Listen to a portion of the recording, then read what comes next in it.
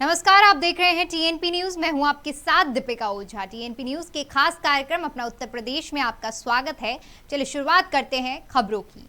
योगी सरकार ने अपने दूसरे कार्यकाल का पहला बजट विधानसभा में पेश कर दिया है। वित्त मंत्री सुरेश खन्ना ने अब तक का सबसे बड़ा और पेपरलेस बजट पेश किया। बता दें कि ये बजट प्रदेश की महिलाओं, बेटियों और बच्चों के लिए बेहद खास है। योगी सरकार ने अपने पहले बजट में महिलाओं और बेटियों को प्राथमिकता दी है। बजट में इस बार महिलाओं और बेटियों की सुरक्षा, रोजगार, शिक्षा, स्वावलंबन पर जोर दिया गया है। इसके तहत लखनऊ, गोरखपुर और बदायूं में 3 महिला पीएसी बटालियन का गठन किया जा रहा है।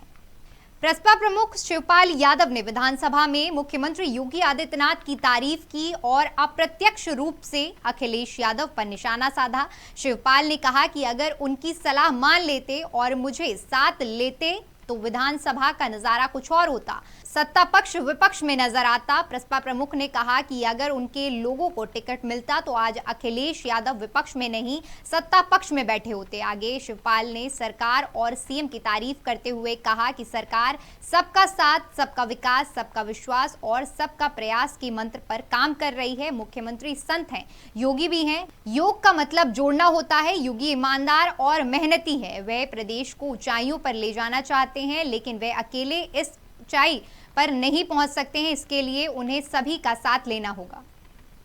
वहीं बीएसपी अध्यक्ष मायावती ने योगी सरकार के पेश किए गए बजट पर ट्वीट किया है। मायावती ने ट्वीट कर लिखा कि ये बजट घिसा पिटा और जनता की आंख में धूल झोंकने वाला है। उत्तर प्रदेश के करोड़ों लोगों के जीवन में थोड़े अच्छे दिन लाने के लिए कथित डबल इंजन की सरकार में जो बुनियादी कार्य प्राथमिकता के आधार पर किए जाने चाहिए थे, वे कहां स्पष्ट किए गए हैं। स्पष्ट है कि नीयत नहीं है तो फिर वैसी नीयत कहां से बनेगी और जनता की आंख में धूल झोंकने का खेल कब तक चलेगा। वहीं योगी सरकार ने अपने दूसरे कार्यकाल का बजट पेश किया। बजट पेश होने के बाद विपक्ष के नेताओं ने अपनी अपनी प्रतिक्रियाएं दी। इस कड़ी में सुभाषपा अध्यक्ष ओपी राजभर ने प्रतिक्रिया देते हुए कहा कि बजट में जातिवार जनगणना के लिए एक पैसा नहीं है। महंगाई कम कैसे की जाए, इसके लिए बजट में कोई प्रावधान नहीं है। सरकारी आंकड़ों को ही मान लें तो 34 लाख बच्चे बिना शिक्षा के घूम रहे हैं। 6 लाख करोड़ के बजट में 18% आबादी वाले निषाद, बिंद, केवट, मल्ला आदि के लिए बजट में सिर्फ 4 करोड़ दिए गए हैं। इन जातियों ने आरक्षण के लिए वोट दिया और सरकार बनवाई, लेकिन इनको लाभ नहीं मिलेगा। ये हताशा और निराशा का बजट है। इलाहाबाद हाईकोर्ट ने एक जनहित याचिका पर सुनवाई की। जनहित याचिका में आजमगढ़ के बरहत थाना क्षेत्र के गांव में सस्ते गल्ले की दुकान के आवंटन में भ्रष्टाचार की जांच कराने और विपक्षी को आवंटित दुकान दूसरे को देने की मांग की गई थी। सुनवाई करते हुए एचसी ने कहा कि याचिका में तथ्य छिपाना अदालत के साथ कपट है। स्वच्छ हृदय से अदालत ना आने वाला राहत नहीं, अर्थदंड पाने का हकदार है। कोर्ट ने कहा कि आजादी के पहले से सत्य न्याय व्यवस्था का अभिन्न अंग है, किंतु चिंता जताई कि आजादी के बाद मूल्यों में बदलाव देखा जा रहा है।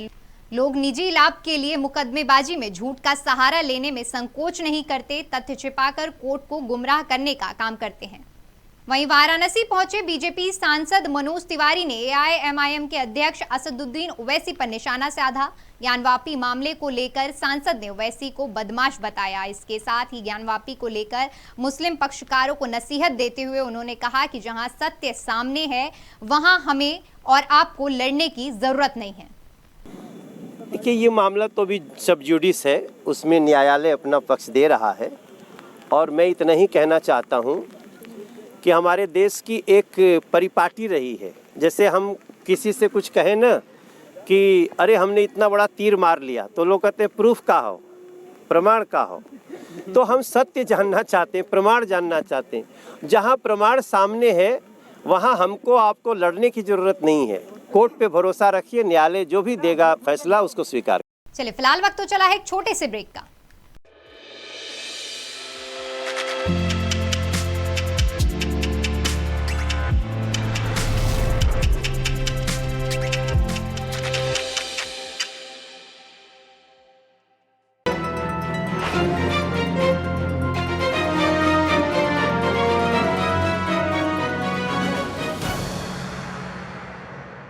ब्रेक के बाद एक बार फिर से आपका स्वागत है। चलिए रुक करते हैं अगली खबर का। योगी सरकार में मत्स्य पालन मंत्री संजय निषाद विधान परिषद में फूट फूट कर रो दिए। उनके आंसू करसवल कांड को याद करके निकल आए और अपने इमोशंस को वह संभाल नहीं पाए। इस दौरान निषाद समाजवादी पार्टी पर हमलावर हो गए और अपना दर्द जाहिर करते हुए रो पड़े। उन्होंने सपा काल में खुद के ऊपर फेक केस दर्ज किए जाने का आरोप लगाया और कहा कि हमारे देश में ऐसे लोगों को पॉलिटिक्स करने का कोई हक नहीं है। वहीं बीजेपी सांसद रवि किशन जौनपुर में एक कार्यक्रम में पहुंचे, जहां उन्होंने डिप्टी सीएम केशव प्रसाद मौर्य पर अखिलेश यादव की टिप्पणी को लेकर सपा प्रमुख पर हमला बोला। सांसद ने कहा कि उन्हें सदन में रे बे नहीं करना चाहिए। अखिलेश एक बड़े नेता हैं, उन्हें विधानसभा में इस तरह की टिप्पणी नहीं करनी चाहिए। मैं उनका सम्मान करता हूं, लेकिन सदन की गरिमा बनाए रखनी चाहिए। उनको जानता हूं, मैं उनका बड़ा सम्मान करता हूं। आदर विपक्ष के बहुत बड़े नेता हैं, लेकिन कल उनकी जो बोली और वाणी थी सदन में, एक सदन की गरिमा होती है। हम लोग भी पार्लियामेंट में दिल्ली में बैठते हैं, उस गरिमा का उन्होंने पालन नहीं किया और तू तड़ाक और एबे ओबे जो शब्दों का इस्तेमाल था, उनसे उनकी छवि बड़ी धूमिल हुई है।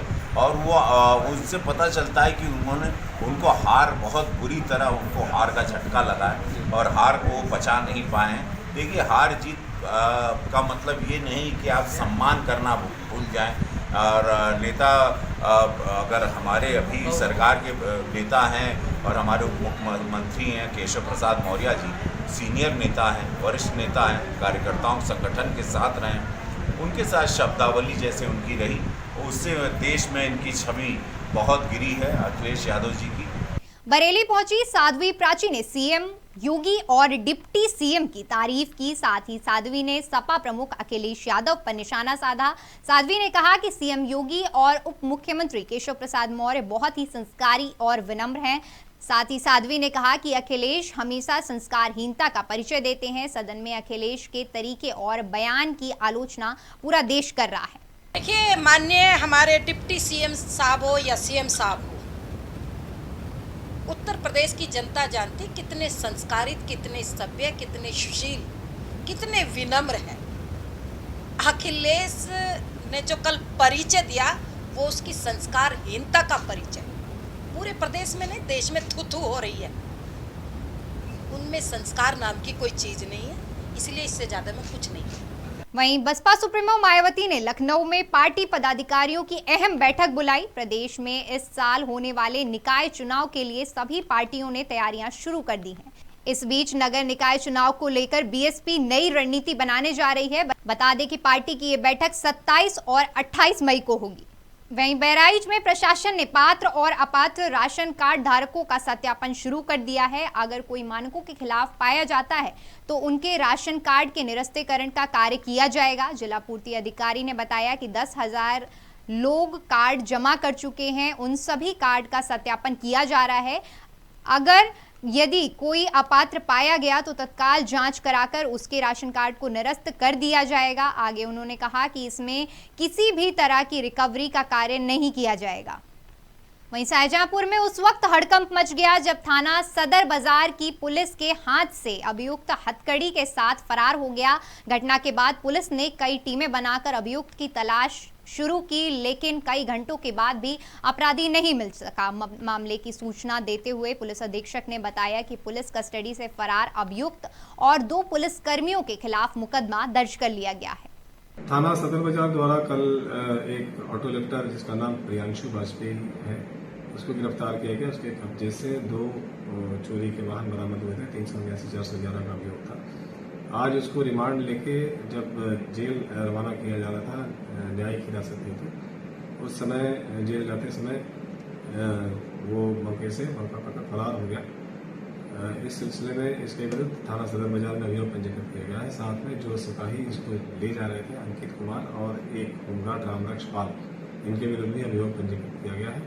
विवेचना की जा रही है। इसकी गिरफ्तारी के लिए प्रियांशु की 3 टीमें भेजी गई हैं, जहां उसके मिलने की संभावना है और जल्द ही इसको गिरफ्तार कर लिया जाएगा।